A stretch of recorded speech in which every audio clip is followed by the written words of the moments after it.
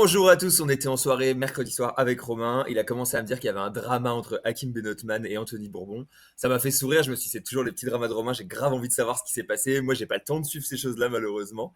Et du coup voilà, j'avais découvert Hakim Benotman avec la vidéo sur Sans Permission, comme pas mal de monde à mon Oui. avis.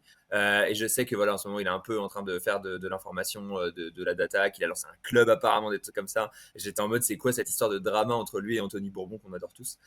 Du coup, Romain, dis-moi plus, mec, raconte-moi. En plus, mercredi soir, tu me disais, non, mais gros, les news de ouf qui vont tomber demain, etc. Là, on est vendredi. Qu'est-ce qui s'est passé dans ce drama? C'est quoi la base? Et c'est quoi la situation? Yo Léo. Alors, effectivement, on a un clash entre quand même deux personnes très visibles. Hakim Benotman, qui est dans la restauration halal, Nabab, donc c'est un peu un mix kebab, nan, etc. Donc il a mixé les deux. Entre-temps, il est passé d'un commerce à plusieurs dizaines de commerces. Il dit avoir publiquement revendu cette franchise, qui est, je crois, Nabab Kebab, euh, entre 100 et 120 millions, si je dis pas de conneries. Donc il dit, voilà, revendu une franchise à un certain prix assez conséquent, mais il manque des preuves à l'appui. Et en fait, il y a plein de trucs comme ça qu'il dit. En fait, plein d'histoires, plein d'anecdotes, comme Oussama avec les Yakuza, en fait, qui est réel, hein, qui est une anecdote réelle, il l'a démontré, tu vois. Mais Hakim, c'est un peu, on va dire, c'est Oussama, c'est niveau 1, Hakim, c'est niveau 10, tu vois. Il dit plein de trucs. Et en fait, le problème, c'est qu'il y a toujours une partie de vrai, une partie de faux dans les propos de beaucoup d'influenceurs. Tu dis que tu as fait un business, tu as revendu 1 million, le mec, il va dire il a revendu 5 millions. Donc en fait, il y a une part de vérité, mais il y a une grosse part de mensonge aussi. Et c'est un peu le gros problème avec Monsieur Benotman, c'est qu'il est très fort. Et en fait, ce que les gens ne comprennent pas, c'est que c'est divisé en deux parties. Il y en a, ils vont dire c'est un mytho à 100%. Et d'un autre côté, il y en a, ils vont dire mais en fait, non, il dit des informations pertinentes de son expérience, donc c'est vrai à 100%. Mais en fait, tu peux donner des informations, comme par exemple beaucoup de SEO te donnent des informations, mais à côté, ils n'ont jamais fait de business. C'est des informations colportées qu'ils ont lues, qu'ils ont appris d'un tel, etc., mais qu'ils n'ont jamais mis en application. Et Hakim, c'est ça, en fait, il donnait beaucoup de tips. Il dit avoir fait beaucoup de choses, c'est pertinent les informations qu'il donne, que ce soit en termes de fiscalité, etc., voilà, de création de structure, de business. Mais d'un autre côté, il a peut-être pas fait tout ce qu'il dit. Et en fait, voilà, aujourd'hui, c'est vraiment Monsieur Mythoman, un petit peu pour beaucoup de personnes. Il y a un YouTuber qui s'appelle Mousse et qui l'a défoncé. Et en fait, Hakim Benotman a essayé, il a fait une, deux, trois vidéos, tu vois. Hakim Benotman, il n'a pas aimé, donc il a potentiellement utilisé des méthodes de mafieux pour l'intimider. Sauf que ça, quand tu fais ça, il faut comprendre que c'est binaire. Soit ça passe pas. Mais si ça passe pas, le mec, il va être 10 fois plus vénère que toi. Et du coup, ce YouTuber Mousse, qui a fait des très bonnes vidéos avec plein de preuves, plein de membres des formations du club de Hakim Benotman, eh bien, il a reçu, voilà, il a reçu ces personnes-là qui ont été potentiellement lésées par Hakim et son équipe. Et du coup, ça fait encore plus d'écho, encore plus de vidéos, encore plus de preuves qui peut attester que Hakim, en fait, il vend potentiellement de la merde selon certains et qu'il n'est pas qualifié selon d'autres, tu vois, pour. En fait, voilà, c'est un mythomane, quoi. Ouais. Et Et de l'autre côté, t'as Bourbon qui lui dit que grosso modo c'est un mythomane et c'est qu'il ça, pourrit la réputation des clubs d'investissement, quoi. Grosso modo, c'est un peu ça le. C'est pour ça qu'il rentre c'est ça. dedans ou.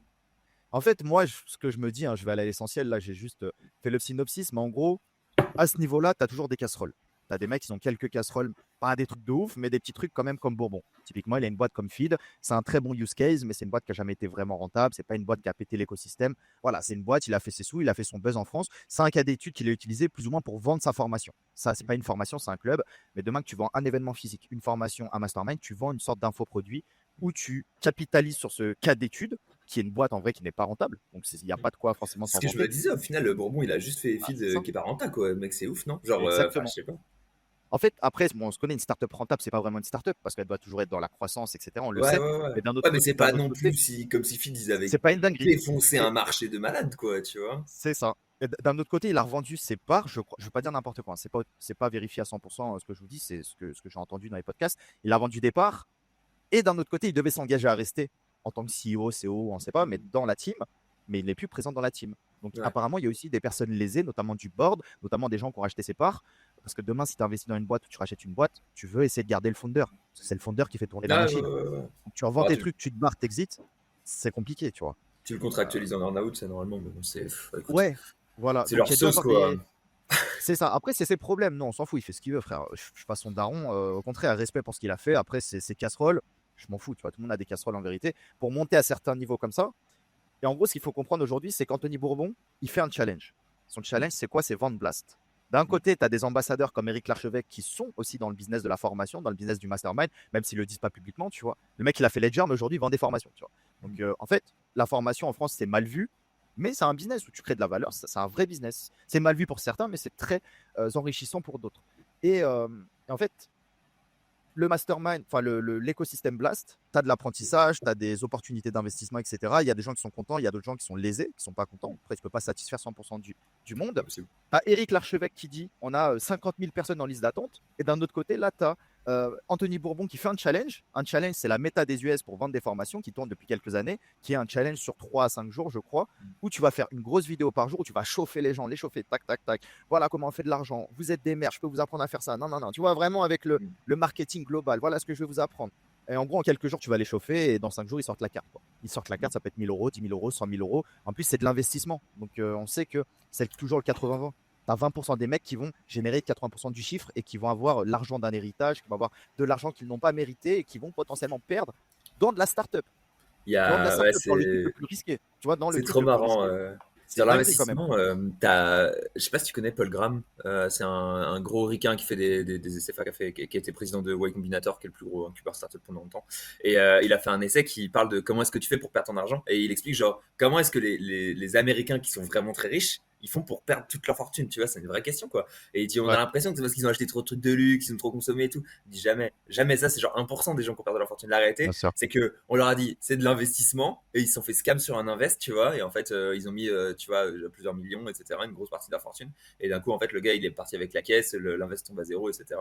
Et c'est pour ça que c'est assez marrant avec Blast et le Club Blast, que t'es un peu le côté invest et qu'en fait tu mets ça en avant, mais que t'as aussi d'autres trucs genre de l'infoproduit et tout, et en fait tu vas justifier dans ta tête ah ouais mais tu vois en fait c'est de l'investissement, donc c'est pour ça que je mets tout cet Avec argent des et ça frais vaut le coup cachés. que je mette tout cet argent, mais en fait t'as des frais cachés et tu te dis ouais mais il y a aussi ces trucs là qui sont cool de quels je vais pouvoir profiter, tu vois, peut-être de la formation gratuite, peut-être des événements gratuits, etc., qui font partie C'est du ça, truc, et ça. tu te dis ah ouais c'est cool, je vais pouvoir faire ça, et de toute façon c'est de l'investissement donc c'est rentable, etc., etc. Et en fait l'investissement c'est un bon mot pour cacher un potentiel scam facile quoi, tu vois, ou un potentiel gros investissement sur lequel tu peux perdre beaucoup d'argent aussi quoi. Enfin C'est attention, ça. quand il y a En marqué fait, investissement faites attention. ouais, c'est. Non, mais t'as bien résumé le truc. Parce que les gens, enfin, on va pas se mytho, les gens, la majorité qui achètent des formations, qui rejoignent des masterminds, etc., c'est pour devenir riche ou gagner de l'argent.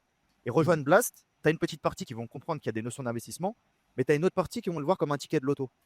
Et c'est ça le problème. C'est que plus tu fais venir de monde dans un écosystème, plus tu vas avoir des gens qui, bah, plus ça va créer des, comment dire, Moi ils sont de la qualifiés. distance, quoi. Ouais, Ouais, des gens non qualifiés, tout simplement, bah c'est ouais ça. c'est ça quoi.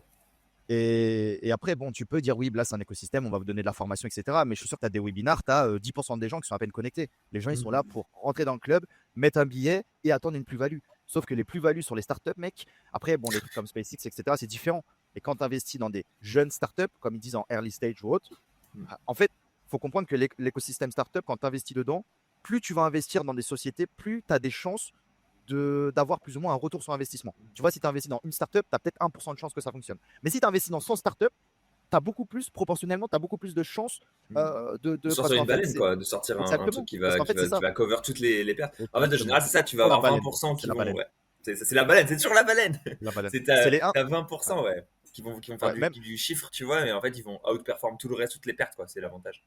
totalement. En gros, ce que disait, je crois, c'était Jean de la Roche-Brochard qui gère le fonds d'investissement de Xavier Niel. Donc, très, très fort, tu vois, on pourra en parler après. Et il disait justement un équivalent, mais en gros, tu as 100 startups. 90 startups vont fail, vont faire zéro, donc c'est de l'argent perdu des investisseurs. Tu as peut-être les 7 startups qui restent ou les 9 startups qui restent qui vont rembourser les 90 autres investissements. Donc, il faudra faire un peu plus de value, ils vont rembourser les 90 autres. Mais la dernière startup, c'est elle qui va générer de la plus-value pour le fonds d'investissement et qui va faire x100, x200 ou n'importe, et qui va permettre de refinancer d'autres startups. Donc, on parle même de 1% d'une baleine sur 100, 150 ou 200. Donc, en fait, un mec qui vient, il a 10 000 euros, 20 000 euros de capital et il met sur une boîte, bah, ça peut marcher comme ça peut pas ça peut fonctionner comme ça peut ne pas fonctionner. Et le problème de Blast, le truc d'incohérence, comme beaucoup de clubs comme ça, c'est que l'argent de Blast se fait avec les frais d'entrée, se fait avec des fees, se fait avec l'argent potentiellement pour rentrer dans le club. Ce que je comprends, c'est comme quand tu payes une formation. Mais si l'argent de Blast dans un autre monde se ferait uniquement avec les plus-values générées dans l'investissement, Ah, c'est c'est ce pas la qui même. ferait, on va dire, c'est pas la même. Et c'est ce que critiquent certains gars comme Jean de la Roche-Brochard qui dit nous, venons, on met tous nos couilles sur la table et on dit qui fait de l'argent uniquement avec la plus-value et pas avec les fees, pas avec les frais sur les investisseurs. Parce que demain, je sais pas, tu mets 1000 balles, imagine, on te prend 10%. Bah, en fait, tu peux générer des millions d'euros en prenant des pourcentages sur tous tes investisseurs, imagine. Donc, c'est plus ça. Après, voilà, c'est une autre guerre. Hein. Tu as les dramas de la commu SEO, tu as les dramas de la commu business, investisseurs. C'est des trucs de puceaux en vrai, tu vois. Et pourquoi Anthony Bourbon il fait ce drama-là? Parce qu'il y a ce challenge 5 jours qui dure, je sais pas, ça dure que quelques jours. Et il sait que c'est maintenant ou jamais Ouais, que pour ça va faire ramener de la du monde. visibilité. Il vaut mieux du bad buzz maintenant que zéro buzz, quoi, pour lui. Alors il Exactement, frérot. faut Mais pour lui, c'est chiffrer, un quoi. très bon buzz. Tu Ouais. regardes, il fait une vidéo de 3 minutes, il va tailler pendant 1 minute 30, il va tailler Hakim Benotman, et la minute 30 d'après, il va parler de son club. Nous, on est les meilleurs. Nous, on a 400 avis sur Trustpilot. Nous, on fait un challenge en ce moment. Tu vois, les frérots, il a tout compris. En vrai, moi, j'aime pas ça. Ça me fait beaucoup penser au drama. C'est comme Dropshipping Reborn qui clashait Yumi pour Ouais. récupérer ses clients déçus du SEA et les mettre sur le SEO. Tu vois, en vrai, c'est la stratégie la plus facile de faire du bad buzz. Moi, je suis Ouais. jamais rentré dans ça. Mais les seules fois où j'ai des périodes de drama, notamment quand j'ai sorti la formation Black Hat Money, etc., et c'était même pas voulu, c'est là où Ouais. j'ai mes meilleures périodes de vente. Tu vois. Putain, là, Donc, qui se rappelle, quoi. Ça, c'était quand Romain, le boss. Il avait le kakémono avec gagner 10 000 euros par mois. Il était en costume et tout. bah Putain, ouais, on mais se voit plus ce les gens Romain-là, n'avaient quoi. les gens n'avaient pas compris en fait que un de mes premiers élèves qui avait bien réussi s'appelait Romain. Et je crois qu'il avait Ouais. même pas 23 ou 24 ans, il avait fait 10 000 euros en 2 mois, tu vois, de marche. Bah, Donc en fait, c'est ça réel, hein. donnait à confusion. Ouais, ça donnait à confusion. Mais Ah, tu ouais. vois, bon, en gros, je te l'ai synthétisé vite fait, frérot. Je pense que tu avais déjà quelques infos. Mais c'est Ouais, plus ouais, Anthony ouais. Bourbon qui dit, lui, c'est un mytho. D'un autre côté, il a moins de casseroles que Hakim, il en a quand même. Il fait son oseille sur des trucs qui sont pas réellement authentiques. Bon, voilà, c'est un peu le mytho qui insulte l'autre de mytho, quoi. Et après, tu as les gens qui payent Ouais. et je me dis, moi, enfin, voilà, je terminerai juste sur ça. Désolé, c'est un peu long, mais en gros, je sais pas, peut-être parce que nous, on est du métier, mais quand tu vois Hakim Benotman faire un club, personnellement, je me vois pas lui donner de l'argent, tu vois. En fait, je sais Ouais, pas, hein, ouais, ouais, ouais. Ouais. Non, je où comprends ça ce que m'a tu veux dire. Oussama Hamar, je vais donner de l'argent. Je sais qu'il a contribué à. Mais tu vois, en fait, c'est ça que les gens ne comprennent pas. Oussama Hamar, il y en a qui vont dire, mais lui, c'est un archi mytho, tu vois. Ils vont dire, il est pire que Hakim Benotman. Oussama Hamar, frérot, je vais donner de l'argent. Toi, tu m'avais dit que tu avais un pote, bon, je crois qu'on peut le dire, je crois que c'était Axel de Ninja Linking, qui avait fait Ouais. un call avec Oussama. Bah, il avait fait un tweet d'ailleurs, donc c'est public. Euh, il n'était pas content du call. Mais moi, en fait, si tu prends un call avec Oussama Hamar, qui a contribué peut-être à lever plus d'1 milliard de fonds pour des startups, qui est à l'origine de plusieurs licornes, je crois, en France, ou en tout cas parmi des grosses boîtes, historiquement avec The Family, parce que The Family, c'est Oussama Hamar, hein, c'est pas ses associés. Aujourd'hui, regarde, on n'entend plus parler, frère. Ils font plus de deal, tu vois, ils font plus rien. Et, euh, et je crois que c'était Axel qui avait pris un call avec Oussama Hamar, il disait il n'était pas content. Mais moi, en fait, quand tu prends un call avec Oussama Hamar, c'est comment passer de 1 à 10, comment passer de 10K à 100K par mois, comment passer de 100K à 1 million. C'est pas, tu vois, pour demander forcément des conseils techniques, de Ninja Linking, de forum, de PHPBB, etc. Donc, je sais pas si Axel a fait ça. Moi, c'est mon interprétation quand j'avais vu le tweet. Mais en fait, si tu as la bonne personne en face qui a fait des millions, des dizaines de millions, des centaines de millions, ou qui a aidé ces gens-là, qui a été le coach, si tu prépares les bonnes questions, frérot, tes 300 balles, c'est x10, c'est x100, tu vois. Et Hakim Benotman, moi, il m'inspire beaucoup moins confiance. Enfin, je Mm. sais pas, après, c'est peut-être communautaire ou autre. Je sais qu'il y a beaucoup de gens qui investissent chez lui qui sont de sa communauté, donc de ses origines, qui sont plutôt Maghreb, etc. Donc, il a lésé sa communauté, c'est ce qu'il aussi lui reprochait. Mais voilà, moi, je pense que les gens qui ont mis chez lui, effectivement, c'est par cupidité, par appât du gain. Il y a des gens, il y avait beaucoup plus de débutants que de réels entrepreneurs. Mais moi, perso, j'aurais pas mis un euro chez lui. Alors que ça Ouais. marche, je sais que je peux Mais mettre 1 euro chez lui. exactement, mec. Je pense Ah, que tu bien sais, sûr. ça met en valeur un framework qui est assez marrant. C'est le fait que quand tu fais du contenu, tu as tendance à être attiré par les gens qui te ressemblent. Exactement. Et tu vois, comme je sais qu'avec Kusama, vous avez une passion commune sur la restauration et la nourriture. Ouais. Potentiellement, Je voilà, pensais à tu ça. vois, ça match. T'es en train de dire que t'es en train de dire que je suis un peu en Je- surpoids, c'est ça non, non, non, non, non, juste que c'est une passion, quoi. Tu vois, t'aimes bien manger, quoi. C'est un Bien truc que sûr, t'aimes bien bien. sûr, Tu savoures et bien tout, sûr. quoi. Ah, on savoure. T'as un vrai palais, quoi. On va dire ça comme ça. Voilà. Et, Non, mais et t'as tout dit, c'est les potentiellement, gens qui te Hakim, ressemblent, hein. C'est Hakim, ouf. il arrivait sur un segment qui était différent, qui était genre, voilà, je suis entrepreneur, je suis pas d'origine française à la base, j'ai monté une bête de boîte et tu vois, on peut être successful dans un cadre comme ça. Et en effet, arriver avec le même framework que les autres, mais juste en targetant une cible qui est différente, c'est déjà, en fait, en soi, une strat C'est vrai. marketing, mec. C'est monstrueux. Et c'est normal qu'elle t'appelle pas à toi, tu vois. Elle est pas faite pour toi, dans tous les cas. C'est normal que tu n'aies pas envie de mettre un Ouais, euro dedans, tu vois. C'est ça qui est marrant, en fait. C'est que de c'est base, il vrai. voulait pas que toi tu mettes un euro dedans, il voulait quelqu'un d'autre mettre un euro dedans. Et il voulait pas taper tout le marché, il voulait juste passer une partie du marché. Et j'ai l'impression qu'il a pas trop mal. Moi, je trouve ça ouf quand même que ce gars-là, il ait fait un club d'investissement. Genre, ça me paraît un peu lunaire, mais j'ai l'impression que c'est une nouvelle méta que j'avais pas cramé, tu vois. C'est Et la c'est nouvelle assez. formation en ligne. C'est les nouveaux Ouais, c'est ça, masterminds. quoi. Bah, t'as les événements SEO, les événements SEO, les événements business. Ouais. Voilà, en fait, c'est plus rentable de faire ça qu'une formation. En gros, aux US, plus ou moins, je crois que tu vends par exemple un accès à un événement, tu as 1000 personnes, Mhm. tu vends l'accès 100, donc déjà tu fais un petit billet. Et ensuite, Mhm. dans l'événement, tu vends le produit. Tu vends une formation, tu vends un SaaS, tu vends un truc Ouais. avec un booking à l'année, etc. Mhm. Donc, non, non, les gens se renouvellent, quoi. Et le club d'investissement, je crois que c'est un peu la nouvelle méta, ouais. Ouais, bah, tu sais, c'est ça. On est passé de la formation classique à Mastermind. Mastermind vers coaching, coaching vers club d'investissement. On a tous les trois qui cohabitent un peu là en ce moment, donc c'est assez marrant. On va voir quelle va être la nouvelle création des infopreneurs de demain, quoi. On va voir si Ouais. un jour The Business Legion devient un club d'investissement dans des expirés. Non, je pense pas. Enfin, si, c'est possible, tu me diras. Mais en fait, c'est ça. C'est là, actuellement, quand tu parles aux très débutants ou aux très avancés, tu fais le choix. Moi, pour le moment, j'ai pas fait ce choix-là. Tu vois, je pourrais parler qu'aux très débutants, comme le font très bien Paul Vengeon, les Wizards, par exemple, ou parler aux très avancés et dire, bon, bah voilà, le ticket, c'est 10 000 euros par mois.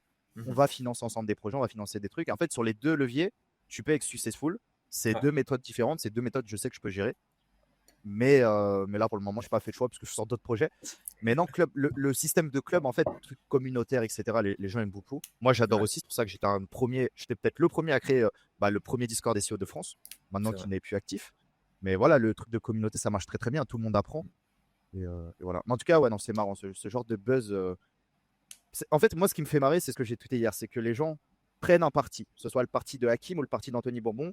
Bon, prennent plus le parti d'Anthony Bourbon, mais ils sont même pas conscients qu'ils sont en train de se faire utiliser et que c'est une partie d'eux vont aller checker le challenge, une partie des gens du challenge vont sortir la carte bleue, et une partie de ces gens-là, dans 2 ans, ils vont râler parce qu'ils auront perdu de l'argent. Parce que c'est toujours pareil, hein. Tu mets de l'argent, si ça marche, tu es un génie, si ça marche pas, c'est du scam. Tu vois, c'est toujours pareil quand tu t'adresses comme ça à des investissements faciles.